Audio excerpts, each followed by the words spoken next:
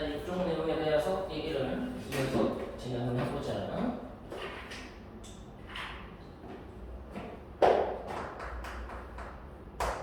이제 수열의 극한에서 수열의 합을 만들게 되고, 이 수열의 합으로 이루어진 새로운 수열 SN이라는 수열이 탄생하게 될 거야. 그럼 이 수열에 대해서 뭐가 필요한 거야? 얘 목표가 뭐가 되는지 극한이 궁금해지는 거고, 이걸 보고 이제 다망명으로는 이렇게 얘기를 한다. 무한급수라는 표현을 쓰게 되고요. 급수라는 표현은 이제 합이다라는 표현을 이제 한자어로 따르게 표현했을 때 급수라는 표현을 쓰게 돼 있어. 이 급수라는 표현하고 좀 맞물려가지고 너네가 참고로 기억해야 하는 게, 수열에서 몇급수라는 이론이 있었지.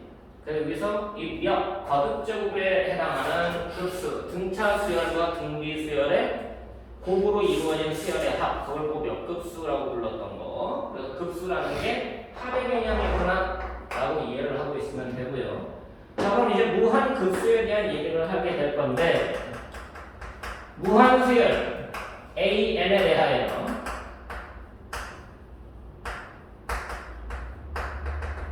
얘가 정의가 된 상태에서 다시 뭐가 정의가 되느냐? 무한수열 SN이 정의된다.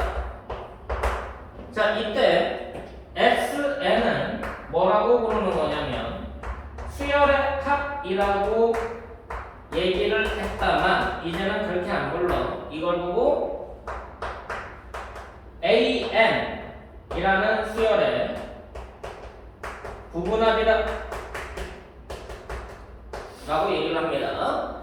그럼 여기에서 이 수열이 정의가 됐으니까 수열을 나열하다 보면 S1, S2, S3 쭉 가서 SM 그리고 무한수열이니까 얘의 극한이 궁금하지 않겠니? 그래서 리미트 n이 무한대로 갈 때 SM 얘에 대해서 이제 궁금해지게 될 텐데, 얘를 보고 뭐라고 부르자? 무한급수라 하자라는 게 일단 용어에 대한 정의야. 됐어? 네. 얘를 보고 무한급수라 하자라는 게 용어에 대한 정의. 자, 저렇게 쓰다 보니까 이 SN을 나타내는 표현 자체가 시그마를 이용한 표현이 있죠. K는 1부터 N까지 AK라는 표현이 있게 될 거야. 따라서 리미트 N이 무한대로 갈 때 SN이라는 기호 자체는 리미트 N이 무한대로 갈 때 시그마 K는 1부터 N까지 AK라고도 표현이 가능하게 되겠지. 이렇게 쓰고 나니까 이거를 조금 더 약식으로 표현할 수 있지 않겠니? 라고서 나온 표현이 이 표현이다. 시그마 n은 1부터 무한까지 an이라고 써도 되지 않겠니? 라는 표현까지 확장되게 되는 거야. 그래서 이걸 보고 우리가 무한급수 표현이다 라고 얘기를 하는데요.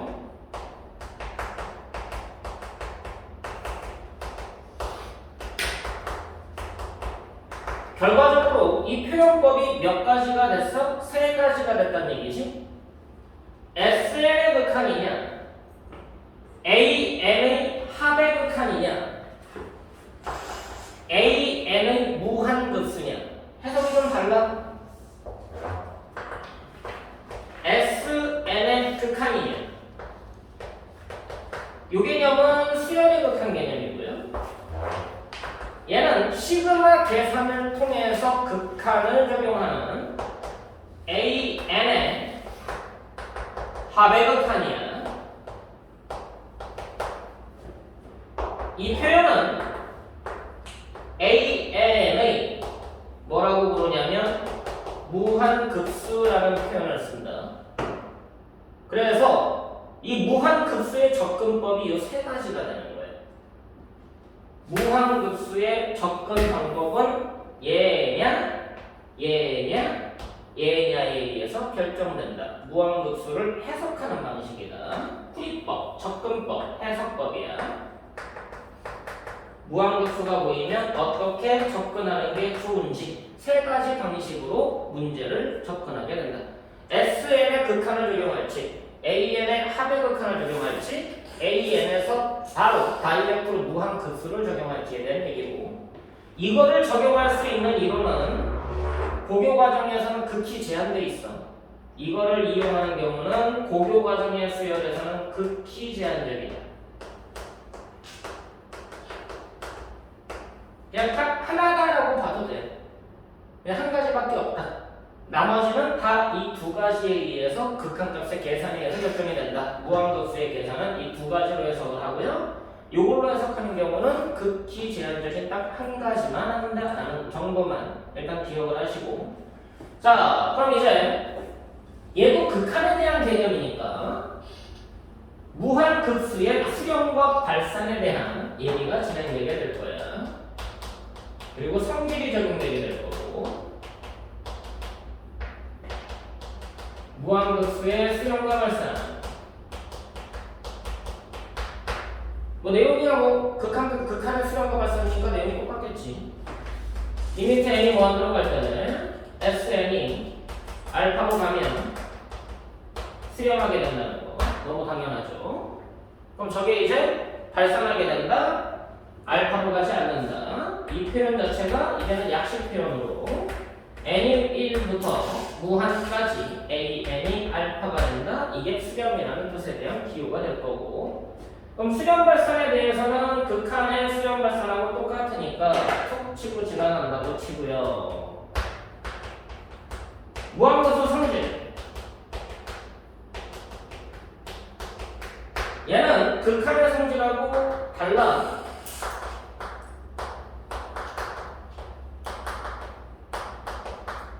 극한의 성질은 리미트에 대한 얘기지만 무한급수에 대한 얘기는 시그마에 대한 얘기야. 그럼 너네가 이제 수열했을 때 시그마의 성질에 대한 얘기를 했는데, 시그마의 성질은 곱셈, 나눗셈에 대한 성질은 일반적으로 적용되지 않고 덧셈, 뺄셈, 실수배에 대해서만 성립을 하지. 그러니까 무한급수의 성질은 리미트가 아니라 시그마에 대한 얘기니까 덧셈, 뺄셈, 실수배,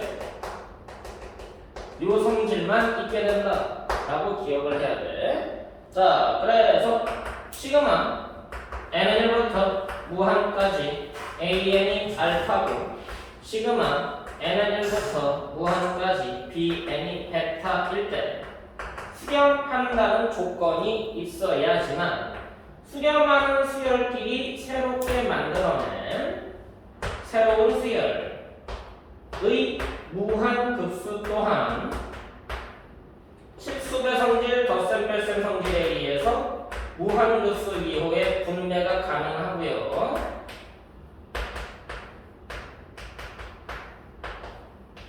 각각이 알파, 베타로 수렴하니까 P알파, Q, 베타로 수렴하게 된다. 덧셈, 뺄셈, 실수배에 대해서만 무한급수 기호가 분배가 된다. 시그마 성질하고 맞물린다라고만 생각하면 돼. 뭐 여기에서 아까 얘기했던 극한의 성질 중에 비판정법, 뭐 비교 수렴 또는 절대 수렴, 샌드위치, 그거하고도 맞물리는 성질들이 있는데 그거는 리미트 sn 가지고 생각하면 된다. 그래야지 그쪽이랑 연관이네. 시그마 가지고 무한급수 성질하고 바로 연결을 짓지 말고 리미트 sn으로 바꿔서 생각하면 극한의 성질은 될지 안 될지에 대한 판단이 되겠다는 얘기야. 이해됐어? 그것까지 생각을 하고 가고요. 자, 여기에서 이 무한급수와 극한이라는 게 어떻게 보면은 섹션이 구분되어 있거든. 네. 근데 일반적으로 섹션 1, 섹션 2 얘네들이 구분되어 있는 것은 성질 자체가 다르기 때문에 따로 배우는 거예요. 근데 얘네들이 단원을 넘나드는 성질이 가끔 존재해. 소단원을 넘나드는 성질이 있고 대단원을 넘나드는 성질이 있어. 네. 너네가 대단원을 넘나드는 성질 중에 하나가 뭐냐면 스투에서 나와. 연속과 미분의 관계. 네. 연속이라는 파트와 미분이라는 파트가 대단원으로 구분된 파트잖아. 그렇죠. 그런데도 불구하고 걔네 둘을 넘나드는 명제가 나와. 뭐 있었어? 미분 가능한 함수는 연속이다. 그치? 단어를 넘나드는 명제란 말이야. 그래서 되게 중요한 명제가 되는 거야. 근데 여기서도 소단원이긴 하지만 두 소단원을 연계시키는 중요한 명제가 하나 나오게 돼. 그래서 이제 교과 과정에서 다루는 명제 중에 중요한 명제가 여기서 등장하게 된다. 뭐가 나오느냐? 무한급수와 수열의 극한, 얘의 관계에 대한 얘기가 진행이 돼. 그럼 우리가 어찌됐든 수렴한다, 발산한다라는 걸 판단하기 위해서는 수열의 극한 값을 계산해서 수렴하는지 발산하는지 여부를 조사하게 돼 있는데 극한값 계산이 불가능할 때가 있어. 그럴 때 돌려서 얘가 수렴하는지 발산하는지를 확인하겠다는 얘기야. 이해됐어? 자, 중요한 명제니까 꼭 기억을 해도.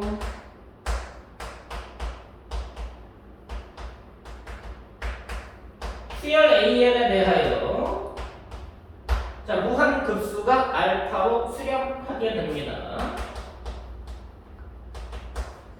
그러면 무한급수와 극한의 관계라고 했으니까 AN의 극한은 어떻게 돼야 되느냐? 0으로 갈 수밖에 없다라는 게 절대 명제 중에 하나야. 그럼 중요한 명제니까 얘의 대우까지도 기억을 하고 계셔야 되겠지. 수열의 극한이 0으로 가지 않으면 그 수열의 무한급수는 수렴할 수 없다 라는 게 또 중요한 명제 중에 하나라서 얘는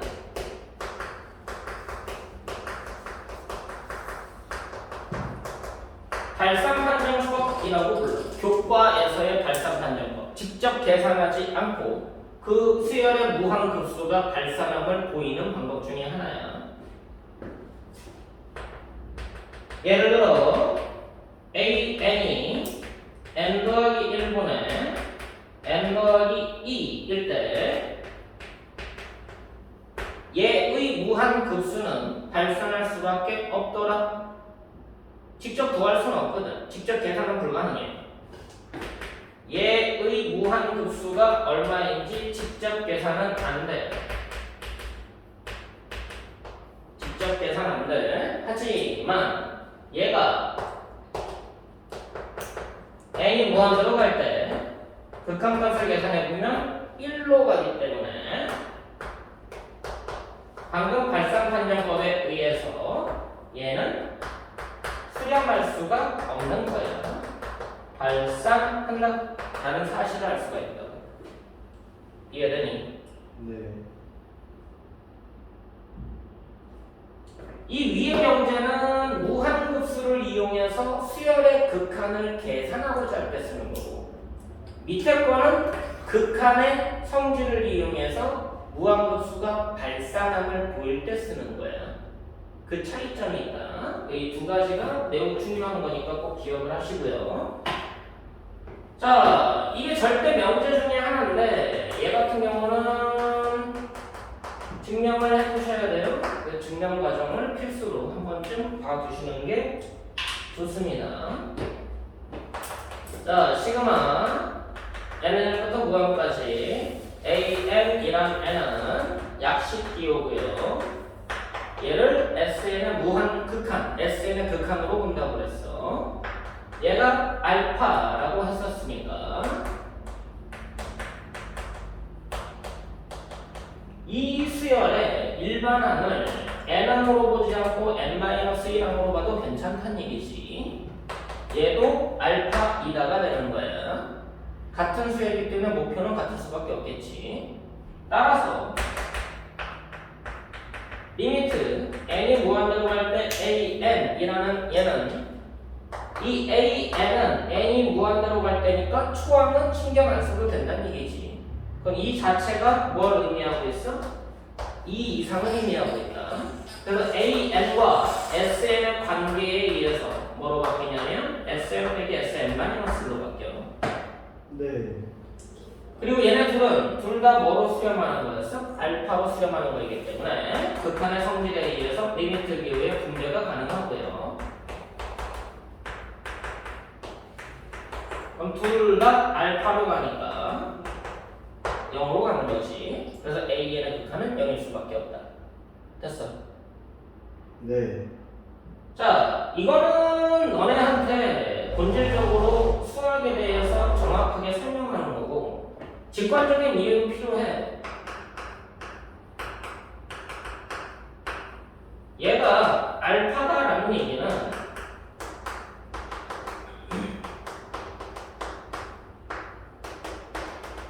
계속 더했을 때 알파의 점점 어프로치 된다는 개념이잖아. 맞아 안 맞아? 네. 근데 항 자체가 어느 순간 매우 큰 n에 대하여 너네가 상상하기조차 힘든 매우 큰 n이 있다면 이미 여기까지만 더했어도 알파하고 같은 값 나와야 되는 거 아니야? 맞아 안 맞아? 알파의 차이가 거의 무한소에 가까워야 되는 거 맞아 안 맞아? 그렇죠. 여기까지의 합이 S 라지 n이면 얘와 알파의 갭을 보면 얘가 거의 0에 근접하더란 얘기야. 맞니 안 맞니? 자, 근데 이미 여기까지만 해도 유한이야. 근데 그 이후로도 항은 A의 라지 n 더하기 1부터 A의 라지 n 더하기 2 해가지고 계속해서 무한개의 한이 있는 거 맞아 안 맞아? 유한이니까 무한개 항에 합이 아직도 남아있다는 얘기야. 근데 얘네들을 더했을 때 이 값에 영향을 주면 돼 안 돼? 더 이상 영향 주면 안 되지. 네. 더 이상 영향 주면 안 되니까 이 값들이 어쩔 수밖에 없어? 그냥 거의 0과 같을 수밖에 없는 거야. 그러니까는 얘의 극한은 0으로 갈 수밖에 없겠구나 라는 설명이 직관적으로 되는 거야. 이건 직관이야. 근데 만약에 야 이거 왜 그러냐 설명해봐 증명해봐 라고 했는데 이렇게 설명하면 직관에 대한 설명이니까 점수를 못 받는 거거든요. 너무 당연한 거잖아요. 이해됐어? 수학에서 증명이라는 것은 직관에 의한 증명을 요구하지 않아. 직관은 필요해. 수학에서 직관은 되게 필요한 것 중에 하나야. 필요하지만 거기에 그 직관을 이용해서 왜 그렇게 되는지를 논리적으로 설명하는 게 수학이야. 그래서 이 증명하는 과정 매우 중요한 과정 중에 하나고 필수 과정 중에 하나다. 그래서 꼭 필요한 과정 중에 하나니까 꼭 점검하고지만 따라라는 거. 여기까지 되셨나? 네. 무한급수의 계산은 세 가지로 나눠서 한다고 그랬어. SN의 극한이냐, AN의 합의 극한이냐, 그냥 AN에서 다이렉트로 가느냐. 거기 관련돼서 문제를 좀 확인을 하고 나서 다시 돌아올 테니까 다시 돌아오면 다음 시간으로 넘겨야 되겠다. 섹션 하나가 소챕터가 하나가 남아있으니까 마지막 내용이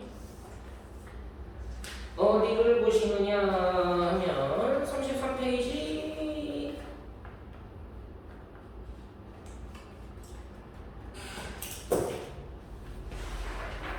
있지? 네. 거기에서 뭐 다른 문제도 중요한 문제들은 많은데 다 풀어봐야 되는 문제가 많고 196번 한번 볼게.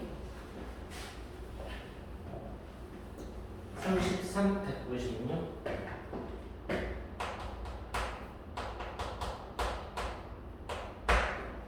자, 수열 AN에 대하여 급수 A1 빼기 5 2분의 A2 빼기 5 3분의 A3 빼기 5 얘네들의 무한 합에 대한 얘기야. 근데 얘가 수렴한다. 자, 무슨 말이야? 기호로 바꿔서 보면 시그마 n은 1부터 무한까지 일반항 자체가 n분의 an 빼기 5가 되겠죠. 얘가 알파라는 값으로 수렴하게 될 거야. 네. 자, 무한 급수가 주어졌는데 문제에서는 극한을 물어봤거든. 무한급수를 이용해서 리미트를 해석해야 무한급수와 극한의 관계구나. 그럼 얘를 극한으로 바꿔줘야 돼. 아까 명제가 뭐였어? 무한급수가 수렴하면 수열의 극한은 뭐가 된다? 0으로 갈 수밖에 없다. 됐지? 네. 자, 약식으로 풀이하려면은 이렇게 풀면 돼. AN을 ON이라고 보면 답이 나오지. 그렇죠? 논리 비약이긴 하지만. 그럼 AN을 ON이라고 생각하고서 거기다가 대입하면 답 나와. 네. 그게 객관식 풀이야. 네. 근데 이런 건 논리 비약이고. 아까 뭐라고 했어? 정식 풀이는 얘를 치환한다. BN. 그럼 AN 자체가 뭐가 되는 거냐면 MBN 더하기 ON이 되고요. BN의 극한은 0으로 간다라는 사실을 알게 되고, 물어본 극한값 N 더하기 AN 분의 EN 더하기 OAN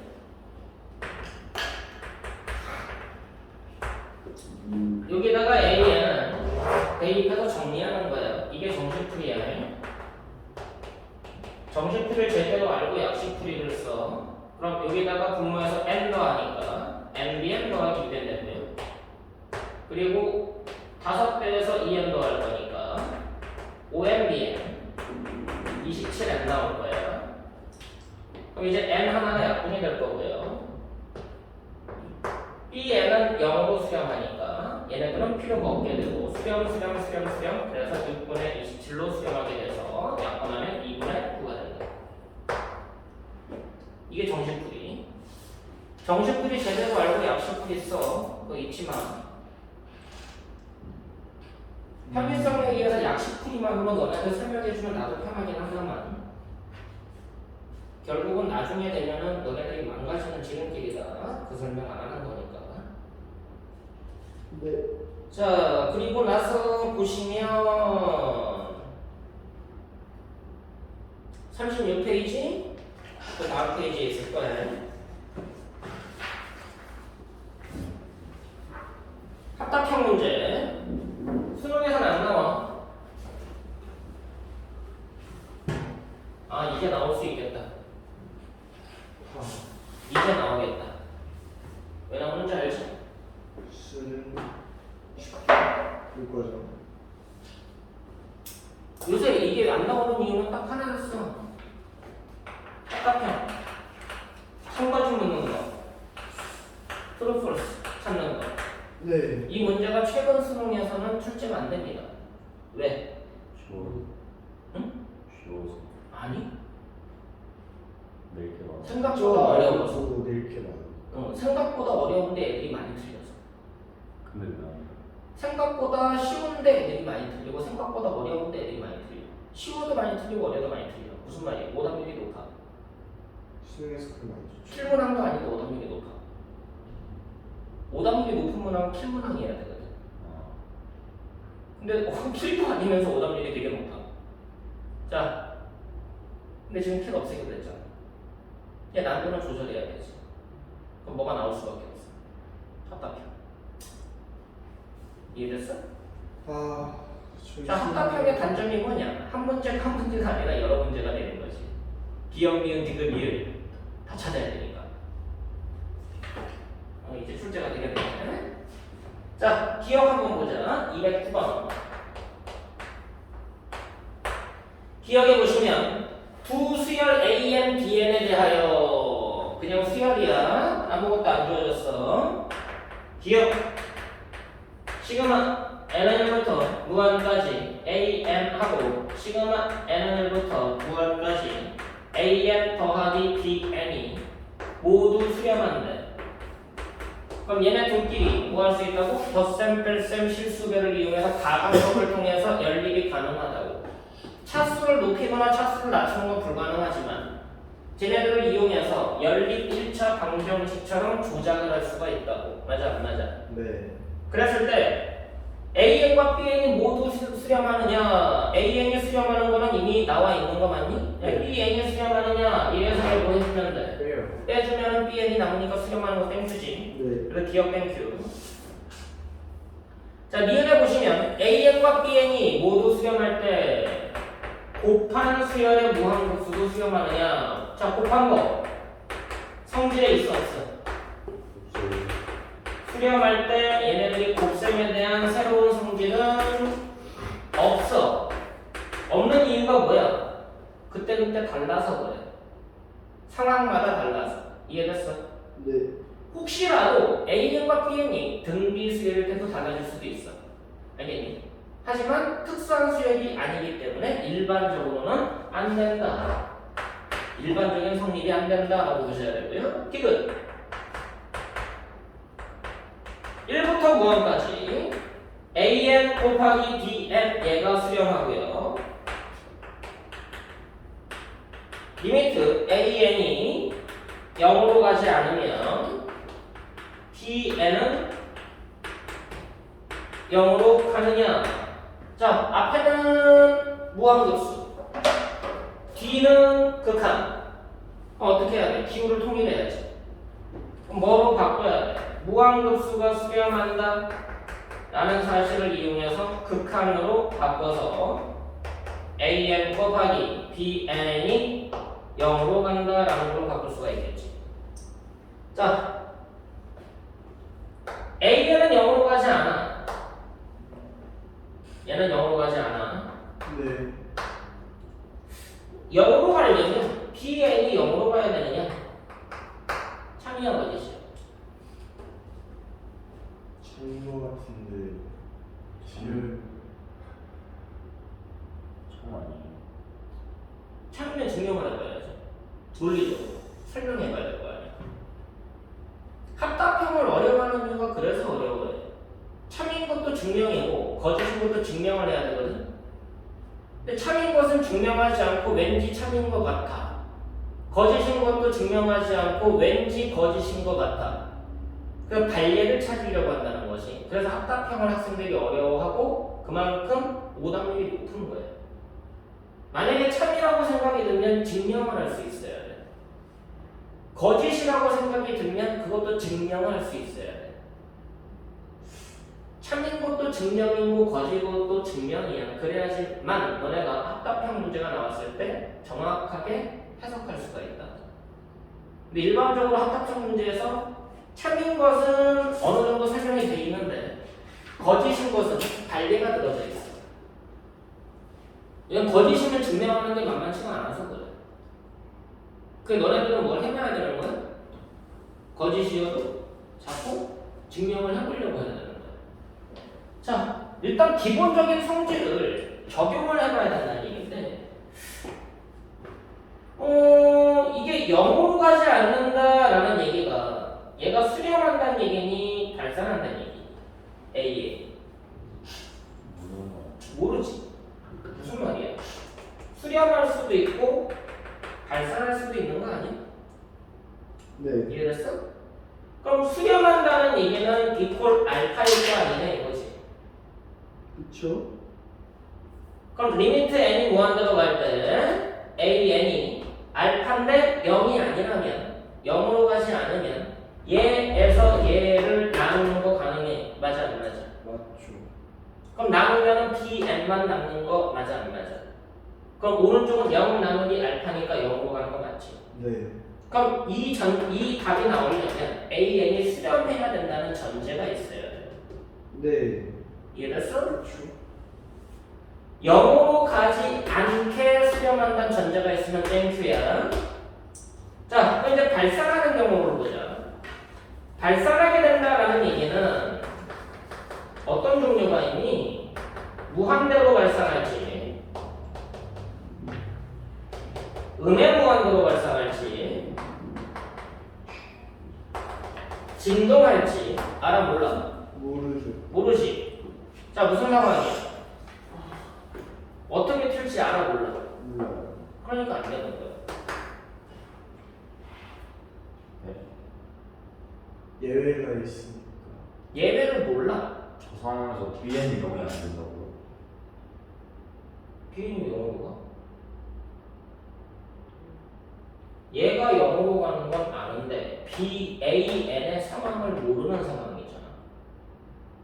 모르는 거하고 어떻게 발산할지 어떻게 풀지 모르는 애와 무조건 얘가 0이라고 해서 0으로 가는데 얘가 꼭 0이어야 되느냐 그 상황은 아니라고. AN을 전혀 모르는 상황이에요. 수렴할 때만 아는 상황인데 전혀 모르는 상황에서는 연산 자체가 불가능해요. 그렇게 이해해야 돼요. 무한대 곱하기 0 모르는 거. 얘가 무한대로 갔을 때는 0으로 가려면은 당연히 얘가 0으로 가야지. 안 그러면 0으로 갈 수가 없어. 얘가 더 빨리 0으로 가야 돼. 속도가. 무한이라는 개념은 속도 개념이니까. 맞니? 이해됐어? 얘가 음의 무한대로 가더라도 얘가 빨리 0으로 가야 돼. 그래야지 0으로 가. 근데 얘가 무슨 상황도 있어 지금? 지금. 그 상황에서 얘가 뭐로 튈지 몰라. 얘 들어줘? 저 상황을 정확하게 분석하고 나서 아 이런 얘가 있겠구나 라고 생각하는 거예요. AN을 마이너스 1의 n승이라고 생각을 해요. 그럼 진동하지. 근데 진동은 0, 1, 0, 1, 0 이렇게 진동할 수 있는 게 없죠. 이거 없어. 그것도 진동이지. 아, 되는구나. n이 홀수일 때 n이 짝수일 때 제로. 기본적인 진동이 이거기 때문에 내가 이걸로 보는 거예요. 이렇게 봐도 진동이지. PM 반대로 보면 되잖아. n이 홀수, n이 짝수. 그럼 곱한 건 무슨 수열이 돼? 홀수도 짝수도 무조건 다 0이라는 항이 만들어지지. 그럼 얘는 무조건 다 0이었던 거예요. 맞아 안 맞아? 그렇죠. 그래서 앞에 거 가정에 다 만족을 해. 하지만 BM이 0으로 간다는 보장은 없는 거지. 이 진동이라는 특수성 때문에 그러는 거야. 여기서 이해되냐? 발산하는 게 포함된 이상은 안 되는 게 더 생각 이상으로 안 되는 게 더 많아. 왜? 우리가 발산한이라는 특정 질 수 없기 때문에. 그러니까 합답편이 왜 어려워지는지 알겠지? 네. 이해되냐? 그럼 너네 수능대부터는 합답편이 축제될 확률이 커진다. 알겠지? 기억해둬. 올해 수능도 한번 봐야 되겠지. 부평이랑 이제 확인했을 때 합답편이 출제될 확률이 내가 봤을 때 좀 커질 것 같아. 안 그러면 난도를 높일 수 있는 방법이 없어. 어찌됐든 오답률을 높여야 돼요. 근데 합답형 문제는 공부를 잘하든 못하든 오답률이 높은 문항 중에 하나 아니야. 이해됐어? 그럼 너네 수능 때는 그게 더 적용될 수가 있겠다라는 거. 자, 일단 여기까지. 뒤가 틀린 거예요? 응? 뒤가 틀린 거예요? 응, 뒤로 거지. 답이 뭐예요? 아? 니을도 거지. 기억니을. 니은이 맞아요?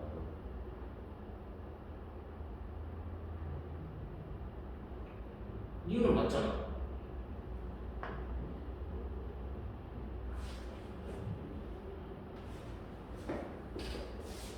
이거면 거짓인데 시그마면 시그마 아니야. 리미트야.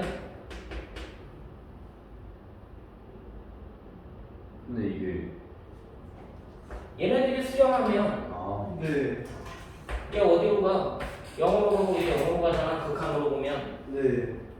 그럼 0으로 가는 것끼리 곱했으니까 0으로 가지. 그러니까 이형은 참이지. 그렇죠. 저기 시그마라고 써있으면 거짓인 거고. 나는 지금 시그마로 본 거고. 이해됐어? 네. 내일 올 때는 이제 무한급수에 대한 얘기를 진행을 하고 마지막으로 무한 등비급수라는 것에 대한 설명을 하고 그 다음 파트로 넘어가게 될 거예요. 됐습니까? 네. 내일은 책 갖고 오시고 문제들 풀어 오시고